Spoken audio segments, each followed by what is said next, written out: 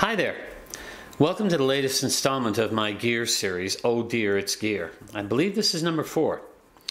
In a previous episode, I talked about using manual focus lenses on my old Pentax DS camera. I'm still waiting for the focusing screen, so that's still in the air. But at the time, I mentioned mainly using prime lenses. Well, somebody suggested, why don't you use that zoom? And I did. Here it is. It's a rather novel lens by today's standards. It has a range from 70 to 150, rather small for a zoom range, but it is an f3.5 zoom, so it's actually a fairly fast lens. And it has the most unusual macro feature. If I keep focusing, when I hit the end of the focus travel, the entire barrel, including the zoom ring, all rotate to give me my close focusing capability. Now, I did have difficulty with the focusing. The focusing was not spot on in many cases. And as an older lens, it is a little bit soft by modern standards. However, here are a sample of some of the images that I shot with this particular lens. As you can see going through the images, some of them are somewhat soft. Some of them were subject to issues because of backlighting. I tried to get a variety of different things here, from very close-up shots to shots at a distance to detail shots. The last of these images will give you a very good idea of how limited the depth of field is for this particular lens. As I said, there are no prize winners here. This is not a lens that you are likely to use on a daily basis. I will see if there is any improvement in my ability to focus it if and when my focusing screen finally arrives.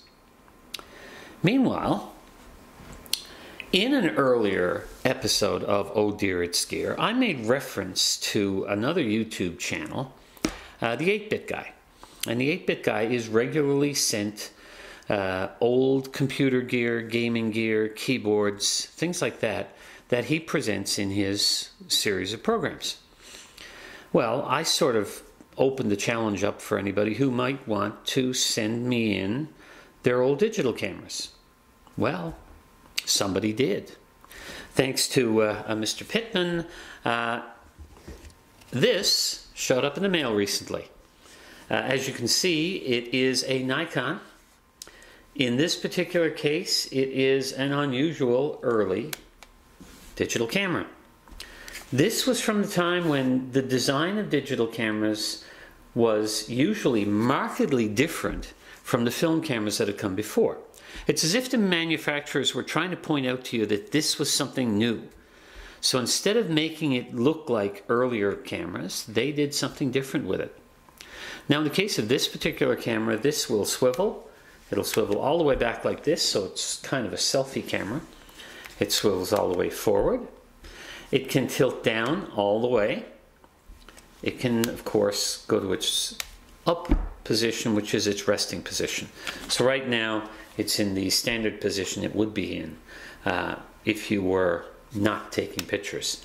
The startup time on it is typical of cameras from this era.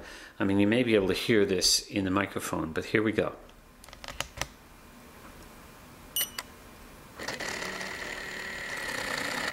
It's now ready. And it is a continuous focusing device right now. It's set on continuous focus. I haven't had a chance to play with the settings yet, so you can hear it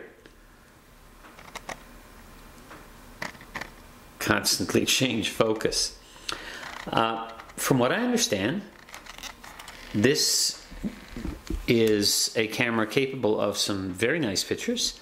So, in a future episode, we shall be exploring the Nikon Coolpix 990. All right. If you enjoyed this video, of course, please give me a like. If you would like to see more of my videos, either from my gear videos here or my regular channel on crummy photography, then by all means subscribe.